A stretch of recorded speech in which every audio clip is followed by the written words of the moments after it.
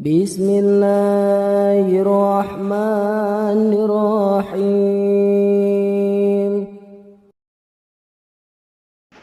Halo teman-teman, Assalamualaikum warahmatullahi wabarakatuh. Waalaikumsalam warahmatullahi wabarakatuh. Oke teman-teman, ketemu lagi di Mr. Ahmad Channel. Saya ditemani oleh rekan saya, Mas Taufik. Ya, apa kabar Mas Taufik? Alhamdulillah. Oke, kita ketemu lagi teman-teman untuk membahas ya isu-isu tentang pendidikan ya. Nah, kali ini saya mau ajak Mas Taufik berdiskusi tentang masa depan pendidikan khususnya di Indonesia. Sebenarnya pendidikan masa depan itu seperti apa sih? Atau gambaran pendidikan di Indonesia masa depan ya? Karena kan kita sudah ganti menteri. Biasanya kalau ganti menteri nanti ada juga pergantian kurikulum. Nah, dengan pergantian kurikulum seperti ini, bagaimana sih masa depan pendidikan di Indonesia? Nah, kita mau diskusi nih teman-teman. Sama tanya dulu pada Mas Taufik, gimana tantangan pendidikan masa depan itu seperti apa sih Mas Taufik di Indonesia? Baik, kalau kita bicara terkait dengan pendidikan, teman-teman semuanya, kita tentunya harus melihat hari ini itu seperti apa. Kemudian kita harus melihat bagaimana karakteristik dari generasi hari ini yang menjadi salah satu orang yang akan memperoleh pendidikan, yang kemudian dari pendidikan yang kita berikan akan kemudian berlanjut kepada generasi selanjutnya. Artinya bahwa pendidik harus mempersiapkan pendidikan hari ini untuk generasi hari ini yang sesuai dengan zamannya. Seperti itu. Ya, karena di dalam agama juga akan didiklah anakmu sesuai dengan zamannya. Iya, itu. Muru auladakum fi zamani. Gimana itu menurut Mas Taufik? Nah, jadi kenapa kemudian kita harus melihat pendidikan itu sesuai dengan zamannya? Karena tadi yang saya bilang bahwa kita harus mendidik anak-anak generasi hari ini itu sesuai dengan karakteristiknya. Jadi kita harus melihat, kita harus memahami karakteristik dari generasi hari ini itu adalah generasi alfa untuk yang di level SD. Terus kemudian untuk di level SMP itu sudah masuk generasi Z. SMA generasi Z. Untuk yang kuliah ya? itu SMP, generasi Z. Iya. Kuliah gen Z. Kalau SD itu generasi alfa. Ini yang lahir baru lagi generasi beta. Generasi beta. Dan Artinya bahwa ketika kita sebagai pendidik di level SD, berarti kita hari ini mendidik generasi yang namanya generasi alfa. Nah, cara mendidik generasi alfa tentu akan kemudian berbeda dengan kita mendidik generasi Z. Kalau kemudian hari ini kita melihat perkembangan teknologi artificial intelligence itu, ada yang kemudian memberikan satu pandangan bahwa guru atau pendidik itu akan mengalami yang namanya substitusi, atau pendidik atau guru itu dapat tersubstitusi oleh teknologi. Apakah memang demikian? Nah, inilah yang kemudian ingin saya sampaikan ke teman-teman bahwa pendidik sampai kapanpun tidak akan pernah bisa tersubstitusi oleh yang namanya teknologi. Meskipun ada satu bagian-bagian tertentu yang mana bagian tersebut itu menjadi bagian daripada seorang pendidik. Misalnya secara administratif, bagaimana metode pembelajaran, penggunaan media pembelajaran dan lain sebagainya. Teknologi itu hanya sebagai tools yang membantu guru dalam menyampaikan proses pembelajaran agar pembelajaran itu bisa tersampaikan dengan seinteraktif mungkin, semenarik mungkin. Tapi lebih daripada itu, bahwa pendidikan hari ini itu tidak hanya bagaimana cara mengemas materi atau pengetahuan atau informasi itu dengan semenarik mungkin, seinteraktif mungkin, itu tidak hanya pada tataran itu. Tapi pendidikan hari ini lebih menekankan bagaimana caranya seorang pendidik itu tidak hanya terbatas pada tadi, tapi bagaimana seorang pendidik harus bisa membentuk karakter, moralitas generasi ini di masa depan. Kalau hanya transfer knowledge, memberikan tampilan informasi yang menarik, pengetahuan yang menarik, jangan salah, teknologi artificial intelligence itu mampu menghadirkan sesuatu di luar kemampuan kita. Semua bisa dijawab oleh AI. Iya, semua Kalau bisa ada dijawab knowledge. oleh AI. Yang tidak terjawab oleh AI, inilah yang menjadi peran penting pendidik dalam menyampaikan. Apa itu peran pentingnya? Peran pendidik dalam konteks pendidikan, kita membawa pendidikan ke masa depan.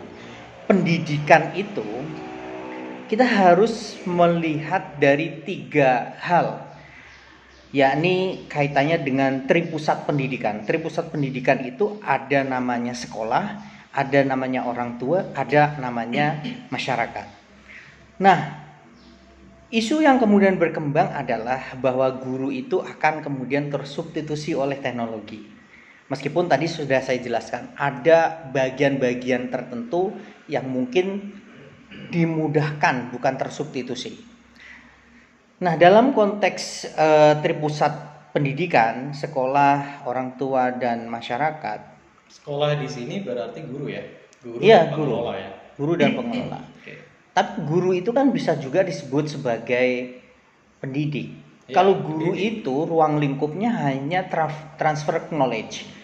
Tapi kalau sebagai pendidik, artinya dia tidak hanya mengajar, tapi harus bagaimana caranya seorang pendidik memberikan bimbingan secara intensif kepada peserta didiknya, membangun karakteristik moralitas, membangun emosional, membangun kejujuran, integritas, loyalitas, tanggung jawab, dan lain sebagainya. Itu yang kemudian tidak akan bisa tergantikan oleh teknologi. Ya, artinya pendidikan di masa depan pun tetap mengakar kepada pendidikan masa lampau. Artinya mengedepankan keteladanan, Iya, betul. akhlak, bimbingan dari seorang guru kan seperti Betul. itu ya. Dari zaman manusia pertama, terus dari sampai zaman Nabi, bahkan sampai nanti Menteri Pertama Pendidikan Ki Hajar Dewantoro kan. Iya, betul. Dengan taman siswanya beliau dengan Bhinneka Tuturi Handayani ya. Iya, betul. Ingat Sosum Tulodo, Madio Mangunkarso, Tuturi Handayani, Jer Basuki Mawabeo dan Iya. sebagainya lah. Artinya slogan-slogan itu, didikan-didikan itu akan kekal ya sampai masa depan, Iya. walaupun metode-metodenya, instrumen-instrumennya banyak dibantu oleh Teknologi. AI, oleh teknologi. Iya. Gitu. Jadi gini, ada satu statement atau satu makalah yang sangat menarik menurut saya, yang kemudian ini harus dibawa oleh pendidik. Tidak hanya sekolah, tidak hanya orang tua, tidak hanya masyarakat. Makalahnya itu adalah al-muhafadatul ala qadimis sholeh wal ahdu bil jadidil aslah. Jadi yang tadi saya bilang bahwa ada beberapa hal itu yang tidak bisa tergantikan oleh teknologi. Nah, beberapa hal yang tidak bisa digantikan oleh teknologi adalah misalnya bagaimana cara mendidik karakter, moralitas, tadi kejujuran, integritas dan lain sebagainya tadi. Menjadi teladan ya. Iya. Ya. Jadi artinya bahwa kita harus mempertahankan yang lama yang baik, tapi kemudian kita juga tidak menutup diri untuk menggunakan teknologi itu. Ya. Makanya kan kemudian ada yang berpikir gini, ini adalah satu ketakutan bagi seorang guru ketika ada teknologi terbaru, nanti bagaimana peran guru? Ya, menarik. Saya kemarin dengar itu tuh manusia 2000 triliun. Ya. Jensen Huang, penemu AI itu sendiri. Dia kan Ya. yang menciptakan AI, terus punya perusahaan AI ya, Nvidia. Dia mengatakan bahwa jangan khawatir akan tergerus oleh AI, tapi kuasailah AI, maka engkau akan menguasai dunia. Itu slogan Iya, dari Jensen Huang. Gitu. Gimana? Menarik sekali sebenarnya sih, Mas Taufik. Jadi, tapi problemnya kan banyak guru ya jangankan hari ini ya, era-era sebelumnya itu kita banyak melihat guru jangankan menggunakan AI, ngetik keyboard aja. Saya pernah ada cerita sendiri tuh Mas Oleh. Iya. Mau UKG, samping saya tuh ya ibu-ibu mungkin usianya 40-50 tahun ya, nyari tombol backspace tuh nggak ketemu bahkan tombol backspace ya. Artinya mohon maaf ya, segaptek itu mau ngetik nama kan pakainya kan Nah, komputer based on inilah flash ya, CPT. inilah yang jadi problem. Nyari backspace nggak ketemu lagi, Ini- mana mau tools AI. Nah, gini, Gitu kan? Mr. Rahmat.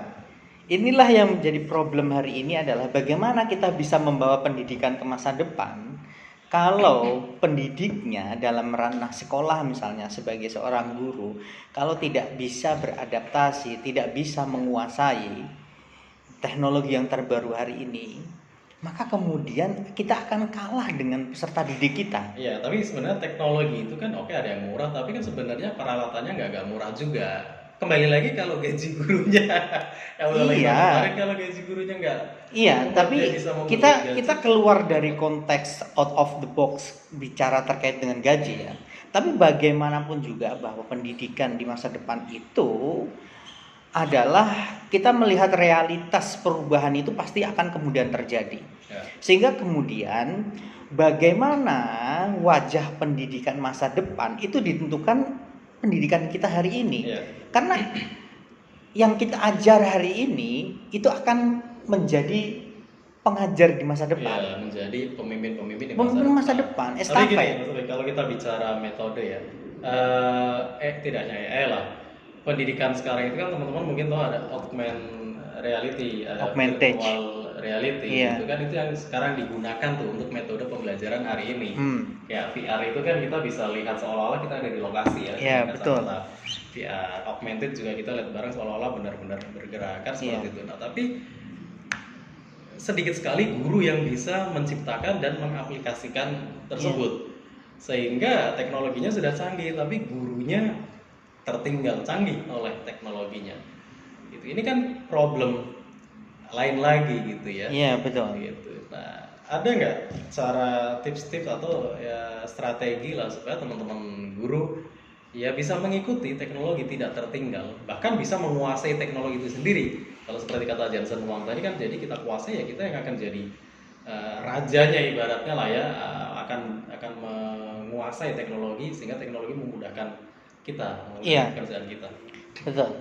Sebetulnya saya pernah membuat satu tulisan yang mana tulisan itu sebetulnya kita hari ini itu akan mendrive teknologi atau kita yang didrive oleh teknologi. Iya, itu dia. Pertama, saya memberikan sebuah analogi begini terkait dengan kondisi fakta hari ini dan di masa depan. Pertama, teknologi itu adalah berkenalan dengan kita. Setelah berkenalan, teknologi akan memeluk kita. Setelah teknologi memeluk kita, saya memberikan perumpamaan teknologi akan memperkosa kita. Ya, ibarat ilmu lah ya, Nah. semakin banyak akan semakin Jadi kita kuasai. hari ini kalau kemudian kita tidak bisa memanfaatkan teknologi ini dengan sebaik mungkin, maka kemudian kita akan terjerumus. Misalnya yang tadi saya bilang, pendidikan itu tidak hanya di sekolah saja, di rumah dan di masyarakat. Di masyarakat, di orang tua. Orang tua itu hari ini terkadang oke, mama ada pekerjaan, jadi nanti adik pegang HP, kemudian yang penting jangan ganggu mama. Yang ada main game, bukan belajar. Problemnya begini. Itulah kenapa kemudian pertanyaan selanjutnya adalah apakah orang tua atau parents itu akan kemudian peran pendidikannya tersubstitusi oleh tersubstitusi oleh teknologi, Gadget dan sebagainya. atau peran orang tua itu menjadi sangat penting bagi anak. Tentunya peran penting orang tua itu sangat luar biasa menentukan. Ya, jadi intinya mungkin dari obrolan kita singkat ini teman-teman, intinya ya guru akan tetap menjadi profesi yang kekal lah ya, tidak akan tergantikan oleh teknologi. Jadi pendidikan masa depan tetap guru-guru akan berperan penting teman-teman. Dan tantangannya itu satu mungkin Mas Taufik ya. Bagaimana kami guru-guru bisa menguasai teknologi untuk tanda kutip teknologi itu kita perbudak, kita peralat untuk menjadi budak bagi kita dalam mensukseskan pendidikan, dalam memajukan pendidikan di Indonesia. Iya, Mungkin betul. gitu ya, Mas Taufik ya. Oke. Mungkin ada penutup atau kesimpulan atau Nah, penutup terakhir Oke, itu bagaimana? adalah sebagai pendidik, bagaimana kita bisa membawa pendidikan ke masa depan yang lebih baik sesuai dengan perubahan-perubahan yang terjadi adalah dengan menggunakan satu statement tadi, al-muhafadzatu ala qadimis sholih wal ahdu bil jadil aslah, menjaga pendidikan atau tradisi, value, moralitas yang lama yang itu tidak bisa kemudian dihilangkan, dihilangkan. tetap dipertahankan. Tapi kemudian pendidik-pendidik hari ini juga harus mau bersinergi mengintegrasikan teknologi yang baru hari ini dalam proses pembelajaran untuk memudahkan pendidik dalam menyampaikan segala sesuatunya. Tidak hanya menyampaikan terkait dengan pembelajaran, tapi kita juga bisa menggunakan AI untuk mengajarkan kaitannya dengan moralitas, etika, dan lain sebagainya di luar batas kemampuan kita untuk memberikan contoh. Kita bisa memberikan insight contoh dari video atau memberikan insight dari hal-hal tertentu untuk membangun moralitas generasi yang akan datang. Karena menurut saya kalau hanya bicara terkait dengan pengetahuan hari ini banyak sekali. Iya, makanya lagi tadi bisa iya, dijawab oleh AI, tinggal iya, tanya betul. AI, tanya Google, Makanya selesai. hari ini itu Indonesia itu, mohon maaf teman-teman, tidak kekurangan orang pintar, tapi Indonesia itu kurang orang yang jujur, memiliki integritas, moralitas, dan karakter. Kapabilitas, Banyak ya. itu karakter kejujuran, tanggung jawab, dan lain sebagainya, itu semuanya kurang. Itu ada satu statement yang pernah dinyatakan oleh salah satu tokoh, saya lupa tokohnya itu, Ya. bahwa Indonesia itu tidak kekurangan orang pintar, tapi Banyak Indonesia lah yang itu berkata begitu, karena iya, itu banyak. hampir fakta ya, dengan Iya. korupsi di mana-mana, iya kan, Iya, betul. kejujuran atau kasus-kasus kriminal di mana-mana. Iya, Tapi betul. sisi lainnya kita banyak berprestasi, olimpiade, matematika, Iya. penemu-penemu, ilmuwan-ilmuwan dan sebagainya banyak. Oke Iya, teman-teman, betul. mungkin di video kali ini itu aja yang kita bahas. Kita akan lanjutkan mungkin di kesempatan berikutnya. Terima kasih teman-teman, terima kasih Mas Taufik atas kesediaan waktunya. Siap. Mudah-mudahan bermanfaat bagi kita semua. Assalamualaikum warahmatullahi wabarakatuh. Waalaikumsalam warahmatullahi wabarakatuh.